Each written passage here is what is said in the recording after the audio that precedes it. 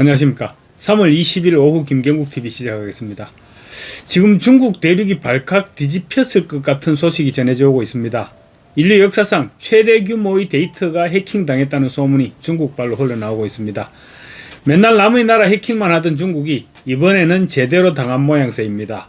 공식적으로는 확인된 바가 없습니다. 그렇지만 정보기관들 사이에서는 중국의 국군이 통째로 복사당했다, 이런 말이 돌고 있습니다. 바로 중국 최고의 보안을 자랑하는 슈퍼컴퓨터 센터가 털렸다는 소문입니다. 중국 입을 닫고 있고 해킹 해관 쪽에서도 역시 입을 닫고 있으니 공식 확인된 내용은 아닙니다. 하지만 해킹 주체는 미국이라는 소문이 파다합니다. 이 정도 규모로 해킹을 할 곳은 미국밖에 없다는 것입니다. 유출된 데이터 양이 얼마인지 아십니까? 무려 10페타바이트라고 합니다. 단위조차 생소합니다. 쉽게 설명해 드리겠습니다. 우리가 사용하는 256GB 스마트폰 4만 대 분량입니다. 고화질 사진으로 치면 20억 장, 초고화질 영화 10만 편입니다. 1TB 하드디스크 1만 개 분량이 증발했다는 것입니다. 이건 단순히 자료를 조금 훔쳐간 수준이 아니라 중국이라는 국가의 두뇌를 통째로 드러낸 사건이라고 할 수 있습니다. 전문가들은 입을 모읍니다. 외부 해킹만으로는 절대 불가능한 규모다. 10페타바이트를 전송하려면 초고속 전용선으로도 몇 달이 걸린다. 그런데 중국 보안당국이 이걸 몰랐다? 이건 내부 조력자가 서버 문을 열어뒀거나 아니면 중국의 보안망 자체가 이미 종이호랑이였다는 증거입니다. 미국 의회 도서관 전체 자료의 500배 달하는 양이라고 합니다. 지난 수십 년간 중국이 남의 기술을 훔쳐오고 그걸 토대로 자기들이 밤새워 연구해서 쌓아온 국가 기술의 결정체가 남의 손에 넘어간 것입니다. 맨날 남의 나라 기술을 해킹해서 카피캣 노릇을 하던 중국이 이번에는 제대로 임자를 만난 것입니다. 뛰는 놈 위에 나는 놈 있다는 말이 이보다 더 정확할 수 있을까요? 가장 끔찍한 대목은 유출된 내용입니다. 이번 데이터에는 항공우주, 핵융합 시뮬레이션, 생명정보학 등 중국의 미래를 책임질 핵심 산업 데이터가 포함됐다고 합니다. 하지만 진짜 핵심은 군사기밀입니다. 중국이 자랑하는 최신형 스텔스기, 그리고 극초음속 미사일의 설계도는 물론이고 더 무서운 것은 공격 시나리오입니다. 중국이 미국 항공모함 전단을 어떻게 타격할지, 대만을 침공할 때 어떤 경로로 미사일을 쏠지 이런 시뮬레이션을 했던 그런 극비 데이터가 통째로 틀렸다는 것입니다. 현대전은 정보전이자 기술전입니다. 상대가 주먹을 어디로 휘두를지 근육의 움직임까지 이미 다 알고 있다면 싸움은 끝난 것이나 다름없습니다. 미국이 만약에 이 데이터를 손에 넣었다면 중국의 무기체계는 이제 고철덩어리나 다름없는 것입니다. 중국은 그동안 사이버 군대를 동원해 전 세계를 공격해왔습니다. 그런데 이번 사건으로 드러난 것은 중국의 내부 수비력이 형편없다는 사실입니다. 이미 이전에도 사이버 무기와 감시 기술 리스트가 유출된 적이 있었는데 이번 10페타바이트 사건은 그야말로 정점입니다. 군사 기술은 한번 유출되면 끝장입니다. 비밀번호 바꾸듯이 바꿀 수 있는 것이 아닙니다. 수십조 원을 들여서 개발한 미사일 알고리즘이 틀렸다면 그 미사일은 이제 적의 요격 시스템에 100% 잡히는 장난감이 됩니다. 중국이 쌓아온 지난 10년의 군사 굴기가 하룻밤 사이에 물거품이 된 것입니다. 지금 이건 단순한 해킹 사건이 아닙니다. 미국과 중국은 이미 총성 없는 전쟁 중입니다.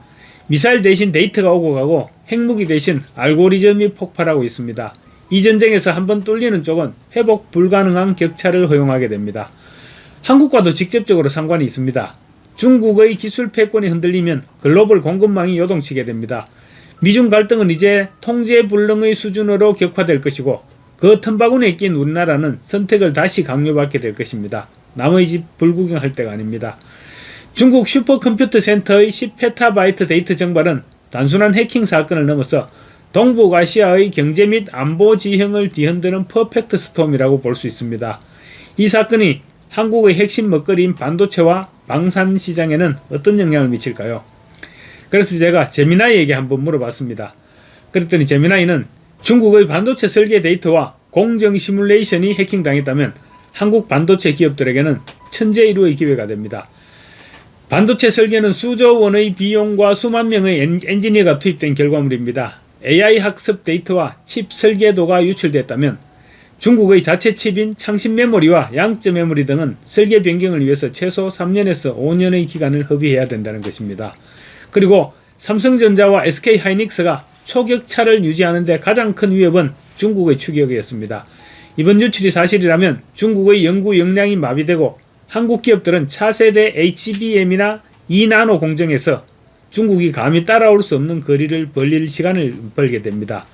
미국이 탈취된 데이터를 근거로 중국 반도체의 보안 취약성을 전 세계에 공포할 경우 글로벌 IT 기업들의 차이나 엑소더스는 더욱 빨라질 것이고 그 빈자리는 고스란히 한국 반도체가 차지하게 됩니다.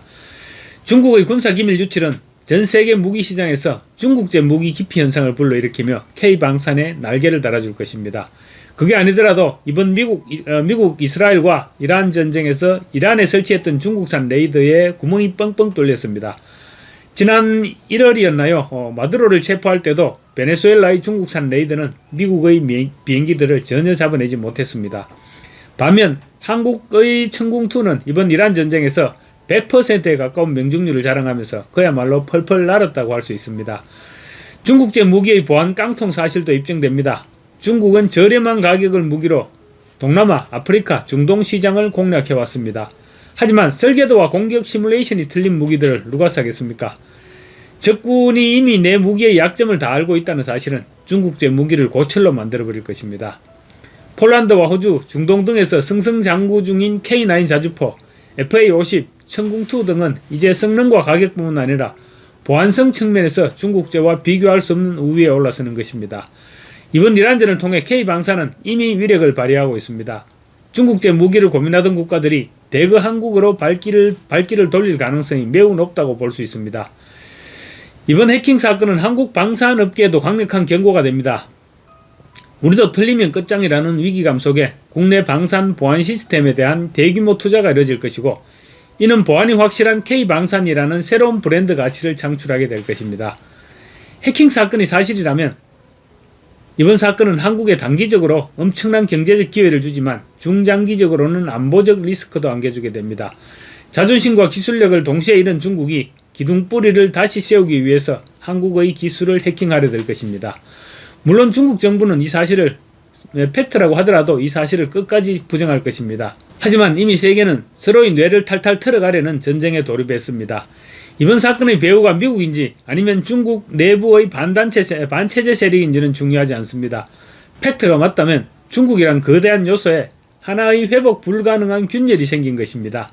모쪼록 팩트였으면 좋겠습니다.